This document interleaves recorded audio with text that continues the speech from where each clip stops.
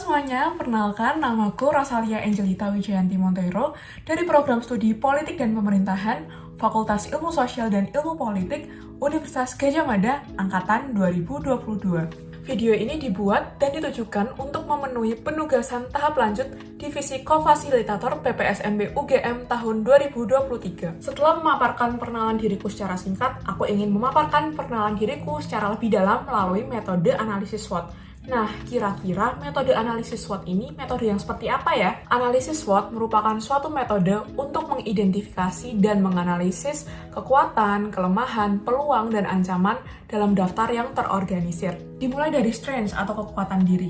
Yang pertama, aku merupakan pribadi yang optimis. Di saat mayoritas orang memikirkan kemungkinan-kemungkinan terburuk saat menghadapi situasi, kondisi, atau fenomena yang negatif, aku sebisa mungkin berpikir untuk memikirkan kemungkinan-kemungkinan positif atau kemungkinan baik di saat menghadapi situasi, kondisi, atau fenomena apapun.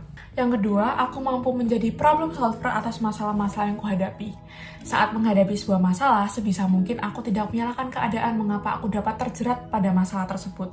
Namun sebaliknya, aku akan mencari jalan keluar secara efektif dan efisien agar aku tidak terus berlarut-larut terperangkap dalam sebuah masalah tersebut. Beralih ke weakness atau kelemahan dalam diriku. Yang pertama, aku merupakan pribadi yang procrastinating atau menunda-nunda pekerjaan. Mengapa aku procrastinating atau menunda-nunda pekerjaanku? Karena ketika aku mengerjakan suatu tugas atau suatu pekerjaan berdekatan dengan tenggat waktu mengumpulkan atau berdekatan dengan tenggat deadline, aku merasa banyak ide-ide atau inspirasi yang muncul dalam tugas atau pekerjaanku sehingga aku dapat mengerjakan tugas atau pekerjaanku secara lebih cepat dan maksimal. Kelemahan diriku yang kedua, aku merupakan pribadi yang mudah emosi dan susah untuk mengontrol emosiku. Ketika terlibat dalam sebuah konflik, aku merupakan pribadi yang sangat mengekspresikan emosi dan amarahku terhadap orang lain sehingga fenomena tersebut cukup mengganggu keberlangsungan aktivitasku atau kegiatanku sehari-hari. Beralih ke opportunities atau peluang. Dengan mendaftarkan diri dan tergabung dalam kepanitiaan PPSMB UGM tahun 2023, khususnya pada divisi kofasilitator, menjadikan peluang atau wadah bagi saya untuk belajar atau mengembangkan soft skill yang ingin saya kembangkan, khususnya pada skill public speaking dan skill leadership.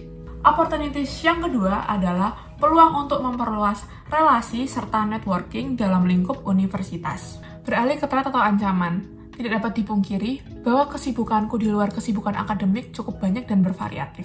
Oleh karena itu, aku selalu menerapkan sistem manajemen waktu yang baik terhadap aktivitas-aktivitas atau pekerjaan-pekerjaan yang ingin aku kerjakan atau ingin aku lakukan dalam satuan waktu 24 jam. Selanjutnya, bagaimana caraku untuk mengatasi kelemahan-kelemahan yang sudah aku sebutkan? Pertama, mengatasi procrastinating. Aku berusaha untuk mengatur skala prioritas dan mengerjakan apa yang harus aku kerjakan terlebih dahulu sesuai tenggat waktu atau timeline yang aku tentukan.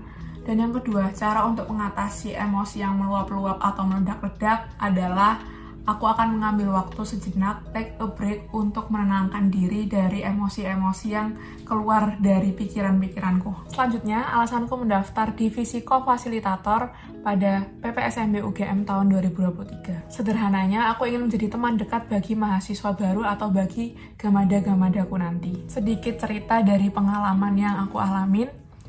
Pada PPSMB UGM tahun 2022, aku merupakan mahasiswa baru yang pemalu, takut, cemas, khawatir akan ospek di lingkup universitas. Mengapa demikian? Karena jika boleh jujur, aku merupakan satu-satunya siswa dari sekolah menengah atasku atau SMA-ku yang melanjutkan studi di Universitas Gadjah Mada. Dan aku tidak memiliki teman sama sekali yang berdomisili di Jogja ataupun di kampus yang sama. Dari pertama aku benar-benar takut, tidak memiliki teman dan lain sebagainya. Namun ketakutan dan ekspektasiku itu musnah ketika aku mengenal kakak kofasilitatorku.